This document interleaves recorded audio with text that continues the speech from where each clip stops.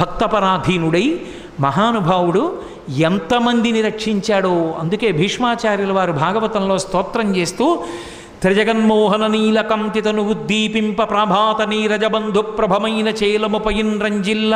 ఆయన వచ్చినప్పుడు ఎంత అందంగా ఉంటుందంటేట కురుక్షేత్రంలో యుద్ధానికి త్రిజగన్మోహన నీలకాంతితను ఉద్దీపింప, 3 లోకములు కూడా ఆకర్షింపబడేటంతటి అందమైనటువంటి నీలమేఘ ఛాయతో ఉంటాడు. తను ఉద్దీపింప ప్రాభాత నీరజ బంధు ప్రభమైన చేలము పయిన్ రంజిల్ల నీలాలకవ్రజ సంయుక్త బంధుర సేవ్యమై విజృంభింప మా విజయుంచేరుడు వన్యకాడు మది నావేశించు నెల్లప్పుడు అంటాడు.